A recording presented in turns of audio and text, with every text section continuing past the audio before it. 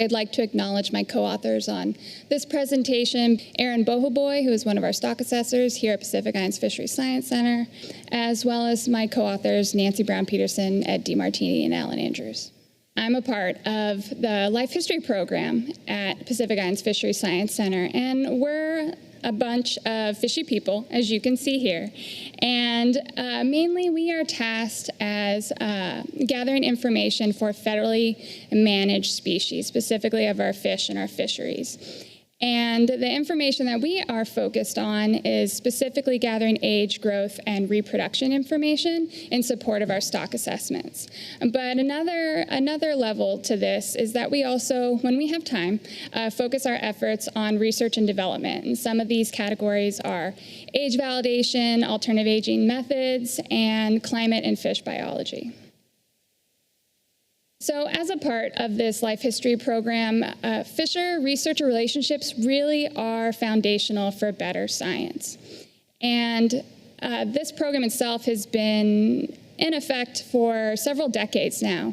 And these fisher-researcher relationships began as early as 1997 for our program and are responsible for upwards of 7,000 samples to date in any combination of weights, lengths, gonads, and otoliths from Hawaii fishers, which is really pretty awesome given that you have to work closely with them in order to be able to gather this information. And part of the reason this life history information is so important is because here in Hawaii, our bottomfish fishery is very fishery dependent for these life history samples, so adds that level of needing to have these good relationships.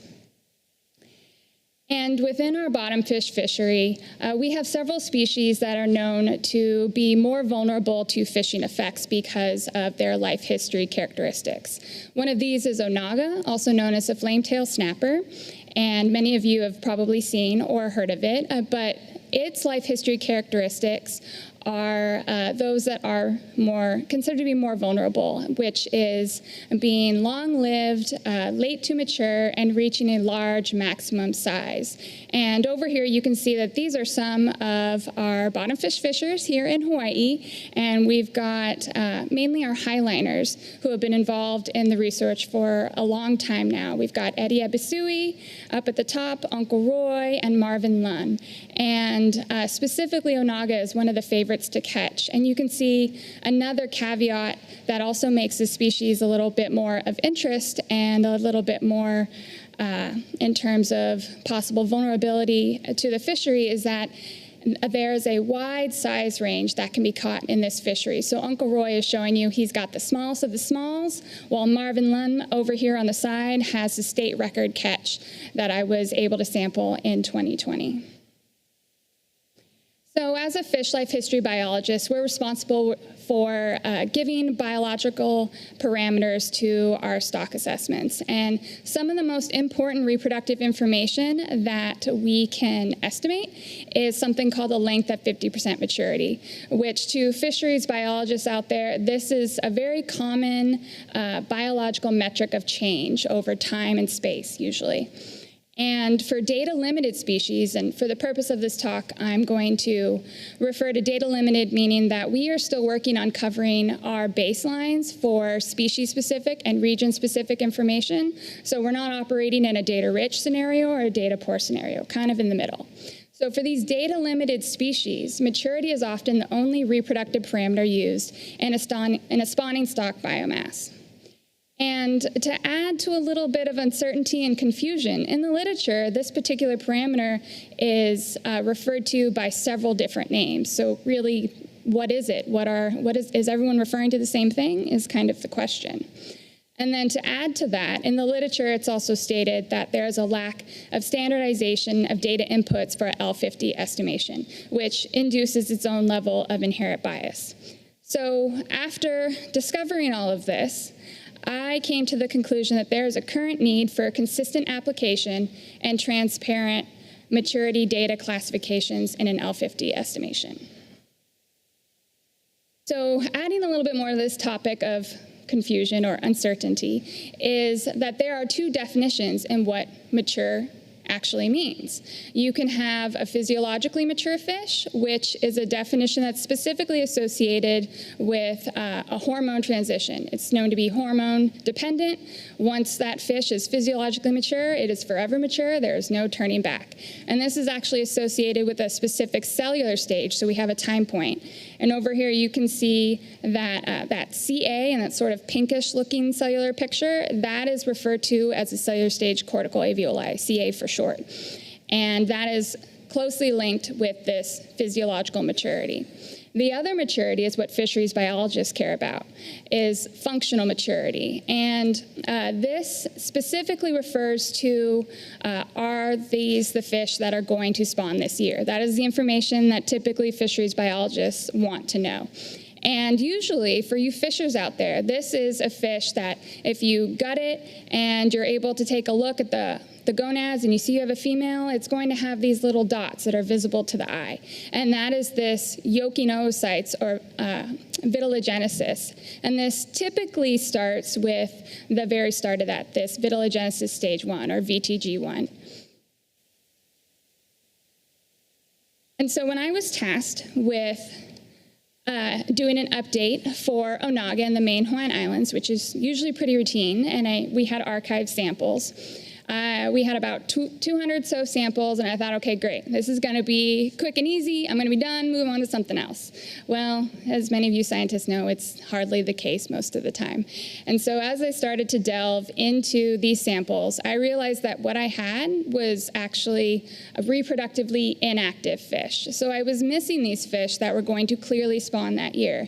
And to give you an idea of what this means, this spectrum down here at the bottom is a progression of oocyte development, and ovulation is when the oocytes are actually released into the environment for spawning. And so what I had was this red box over here on the side. So those earliest stage oocytes, those were the most developed fish. And I was missing this whole spectrum in yellow. So as you can imagine, I definitely thought to myself, is this even appropriate data to use for a functional L50, looking at the spawning population? So this led me to several research objectives that I developed with my co-authors. The first three are for some published work that we already did, and the fourth one is actually specifically for this presentation. And first and foremost, our objective is always to provide the best available data, in our case, species-specific and region-specific. Secondly was to identify and quantify the impact of different maturity classifications on an L50 estimate. And thirdly was to elucidate the biological reasons each maturity classification leads to differing L50 estimates, with recommendations for the science community for moving forward. So we're trying to get at a little bit a broader scope.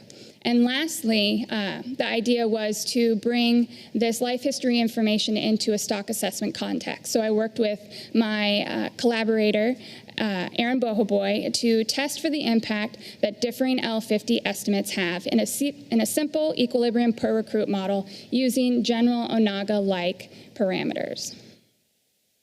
And none of these objectives would have been possible if it wasn't for our fisher-researcher relationships. I can't say enough how important those are, especially in the bottom fish fishery.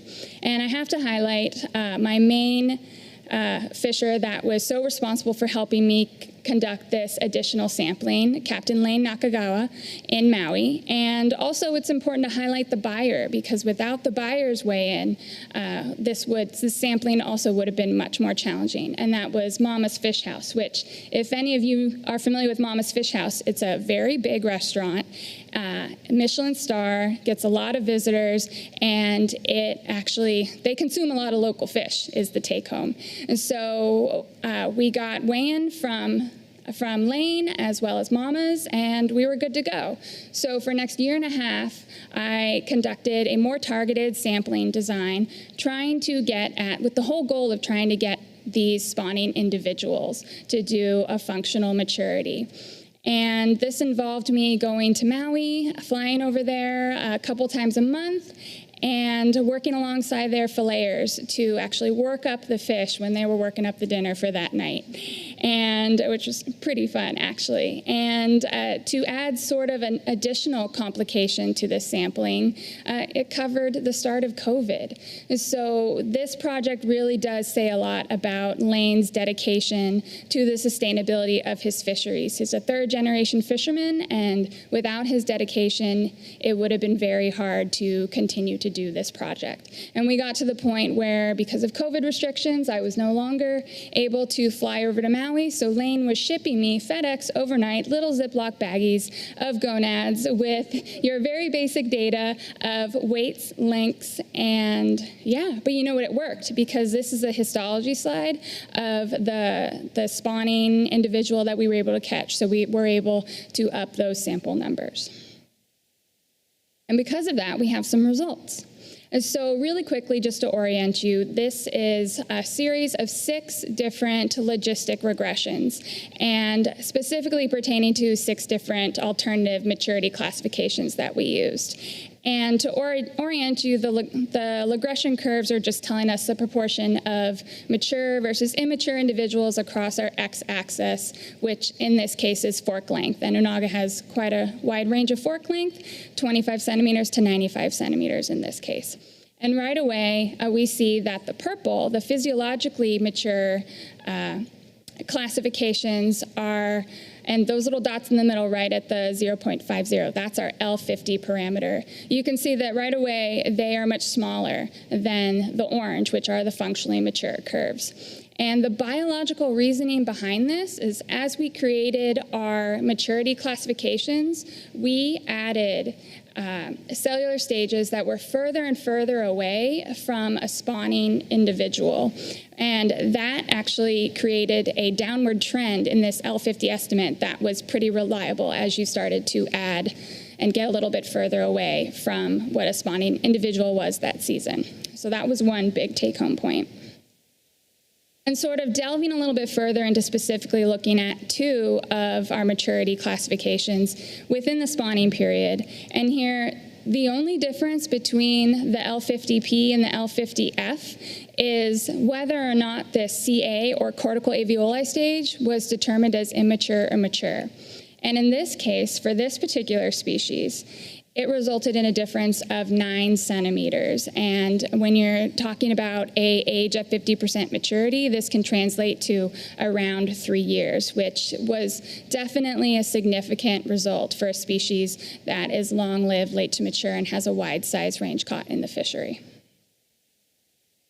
And when we try to look at these parameters in a stock assessment context using a simple stock assessment model, this smaller parameter, the L50P, is assuming that fish are maturing at smaller sizes and younger ages. And so what we're looking at here, just to step back a minute and orient you, we're looking at our maximum sustainable yield curves, and we're looking at the relationship between increases in catch and increases in fishing intensity. So this smaller value is actually assuming that the fishery itself can be sustainable if they take 15% more of that population.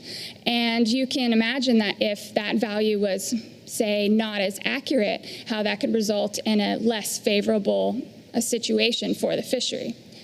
And so traditionally an L50 functional value, so the one that fisheries biologists commonly use, is considered to be more conservative. And this is because it's assuming that fish are going to mature at larger sizes and older ages. So you're giving them more time to get there and be able to contribute to this spawning population. And so that results in a smaller percentage of take. But the difference between these 2 values of 50% is also a very interesting result, because that is not insignificant as well. And this just brings back the take-home of knowing what you're working with and what information you're putting forward is extremely important, especially when you're a life history biologist, because there are these cascade effects where this life history information goes into other analyses, it goes into stock assessments, used as management tools, and then for hopefully the end result of managing our healthy, sustainable stocks.